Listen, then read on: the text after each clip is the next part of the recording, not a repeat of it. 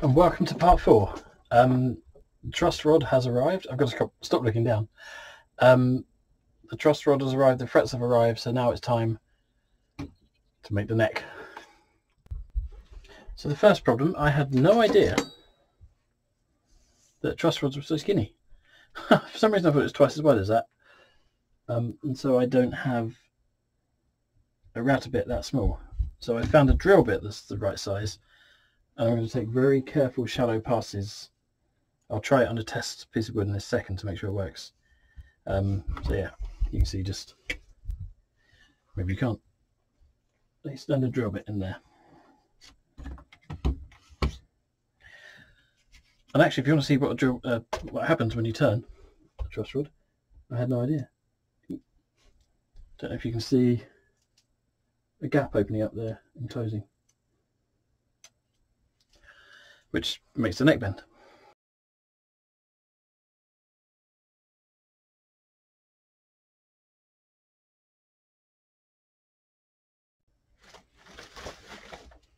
After much deliberating and trial runs, I'm ready to make the first cut, I believe.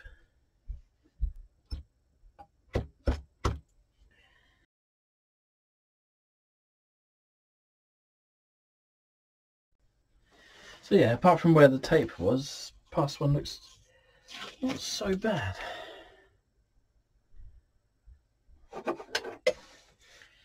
Although, way too wide. So,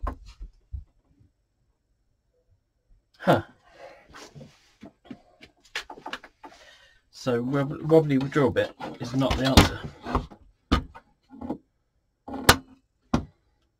Okay, gonna need to think of something else.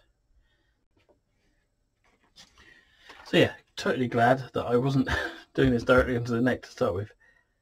The length of the bit that grabs onto the drill bit inside the router isn't long enough to keep the long drill bit straight. I tried looking at the bits that came with my Dremel and none of them were quite wide enough. So I can't just go out and buy another router bit tomorrow. I'll see what I can get on Amazon perhaps, but I'm now going to experiment. I have just drawn the outline of a truss rod hole. And see if I can do it with a chisel. This may not go very well, but I'll give it a try.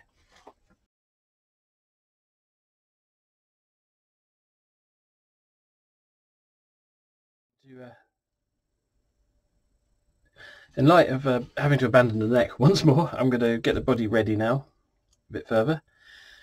I want to route the edges to the template, but there's a lot of sudden turns, and in the past when we're routing that can cause chip out quite severely. And before I do that, I want to level the surface as well, so so we're not going to have a wonky body. If I get far enough, I will open my brand new Japanese Shinto rasp, but not yet.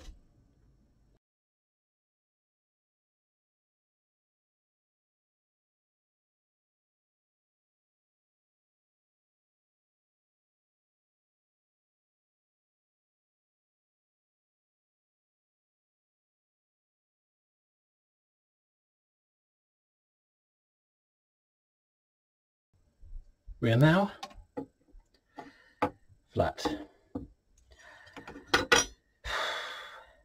Before I sweat too much on this guitar, we can't see the mountain of shavings there. Yeah. So next phase, we're going to be routing the outline. No, we're not. I'm going to be smoothing off any sudden angle changes so the router blade doesn't catch. And then, so yeah, I'm not sure why I've drawn these bits in, because they're not necessarily going to end up on the final guitar, but it'll help me line up the template later.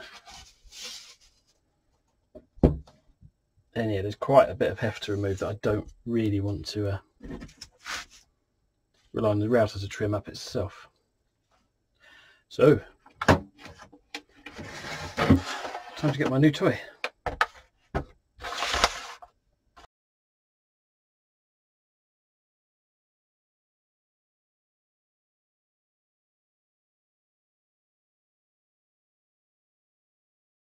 There's a couple of points around the body might not react well to being beaten around.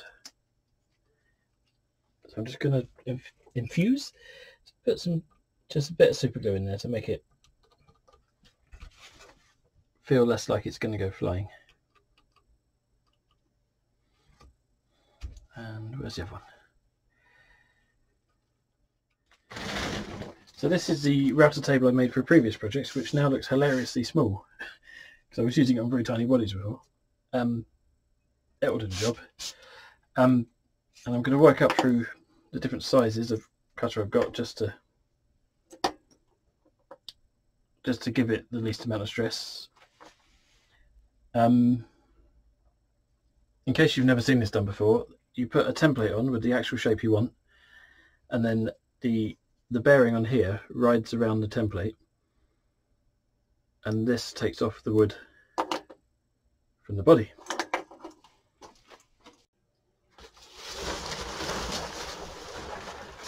So, do you use the super glue and masking tape trick or double-sided tape? I've got some double-sided tape that I absolutely hate, so I'm going to use that just to get rid of it.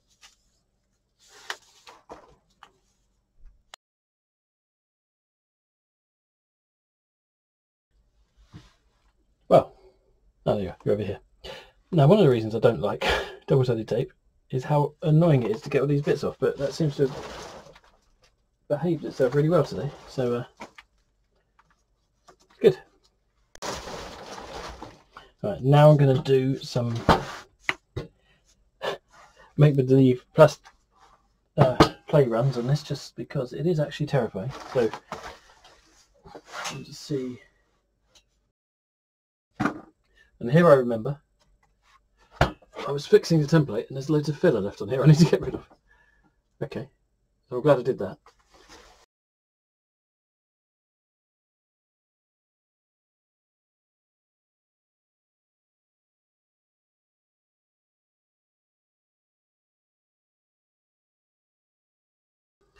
But we have a body to work with.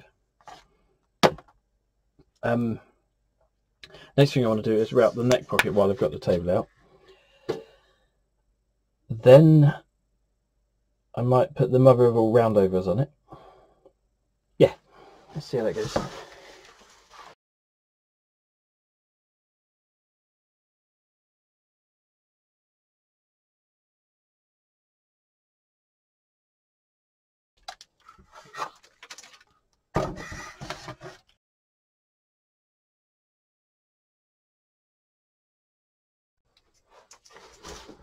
Can't remember if I've spoken for a while. So I've measured out using the centre line in the neck pocket. It's got to go 16 mils deep. I'm probably quite shy of that, but oh, actually no, that is 16 mils deep. Huh. Okay, well, we'll see how it goes. And now I intend to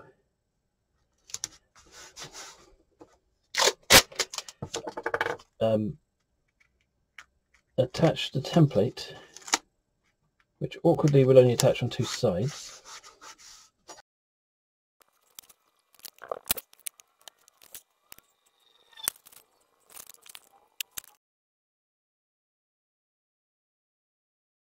And with minimal incidents, the neck pocket's done. The spanner is to stop it tipping back. Actually, what I think I'll do is I found a neck the other day,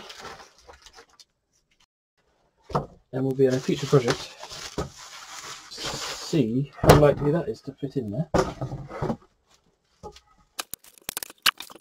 And this neck's awesome as well, but that's for a later build. Okay, I think once it's cleaned up, we are laughing. I will do the pickup routing later on from the top. Next, I want to work out if I can do a massive round over and then hopefully deal with a lot of that. It's a shame that's not on this side, because that's where I would have done an arm level.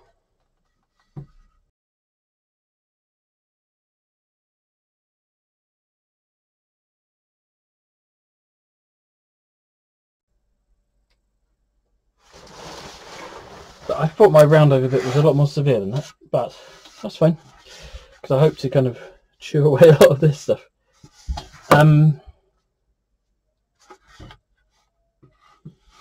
So now I'm wondering whether I should put like a huge bevel around the edge to cover up my heinous mistake.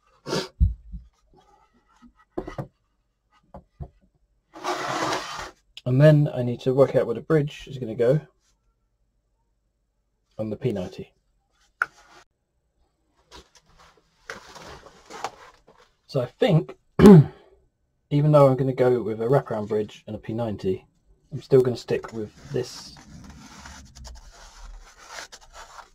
for the controls. I'm going to mark out where these, with my comedy pencil, the holes where the strings will go for the body, because then hopefully I can use an existing bridge to work out where. Well, no, I was thinking I could use an existing bridge, but I don't have a Telecaster bridge to do that with, so I'm going to have to measure still. Although I have an idea. This bad boy is the oak one I made.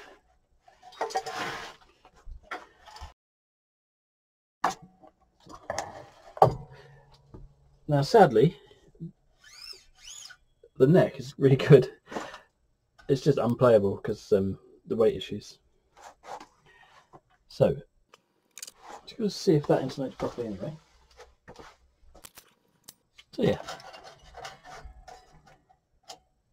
that is where 25.5 inches is.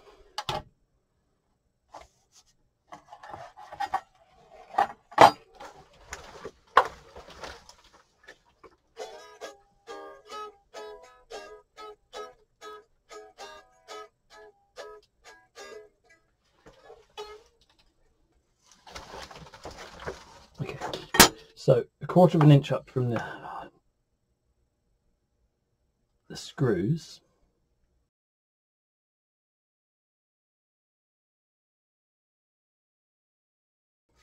So yeah, so 1/4 of an inch up from here is where 25.5 inches would be.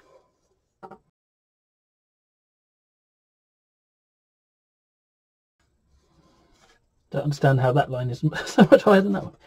Now, let's start that again.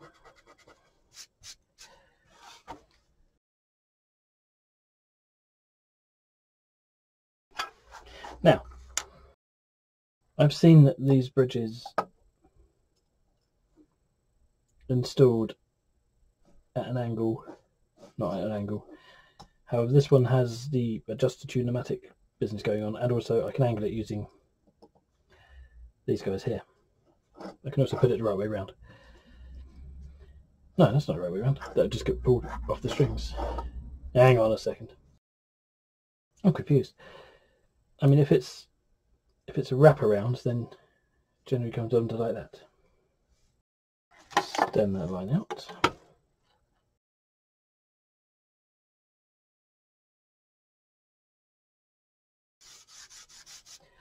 Marking out the holes so I can drill them. I could drill and measure that when everything's set up, but it's not that. To my eye, it looks further from that side.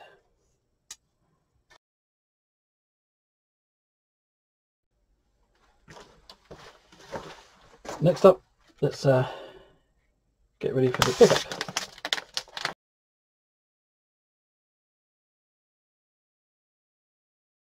Now, I've never installed one of these before, and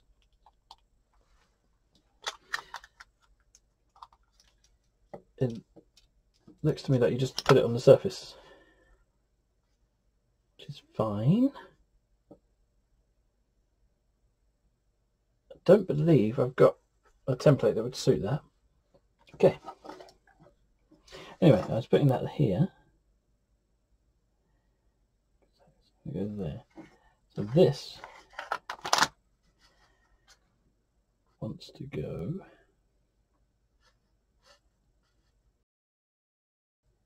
about here, I'd say.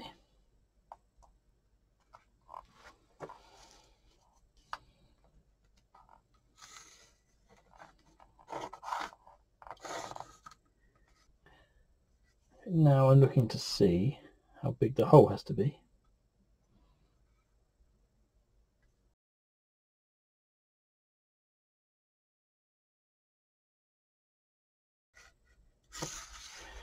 So there's not a lot of leeway in these corners here, I think. Right, first thing to be routed on the top, the control cavity.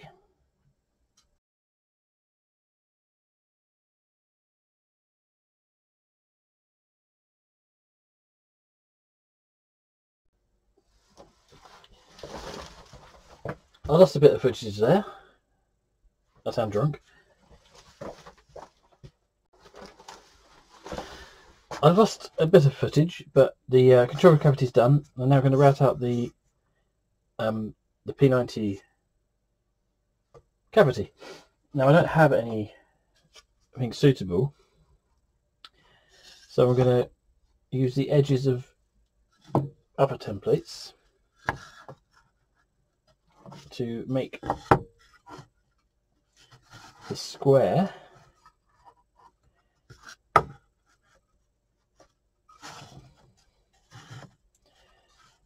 that the P90 were doing. So that's not very square.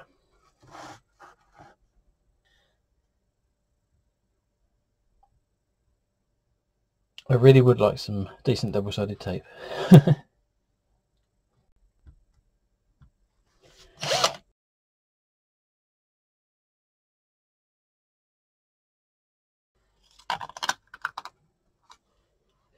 Okay.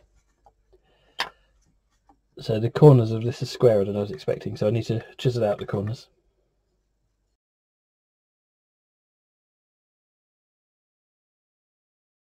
And that goes in straight. Or am I just pretending it's going in straight? Because I want it to get off. No, that's fine. So next thing, I'm going to drill out the post holes,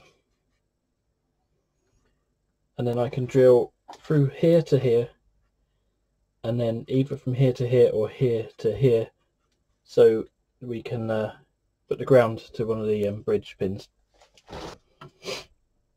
So I need to make a hole just big enough to put this in. So that's 12mm. So if I do a 11mm hole, that'll be dandy. Right, so to drill through from here to the bridge post, I'm going to use the smallest bit I've got possible. I might widen it, but let's just make it good and true. That's not going to work.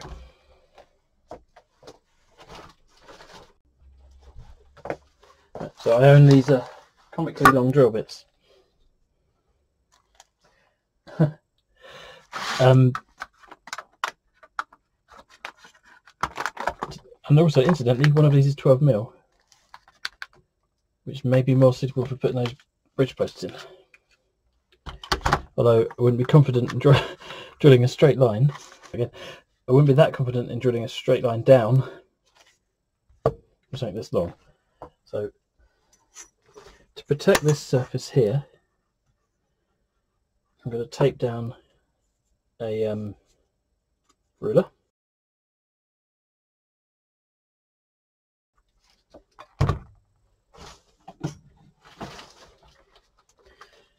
Drilling a moving object is not much fun.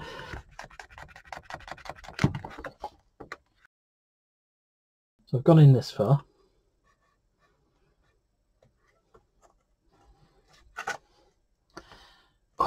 Let's hope I haven't gone out the back.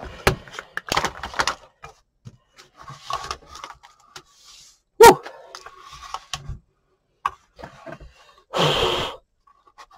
I think I'm going to need to drill down to find that hole I did. Okay.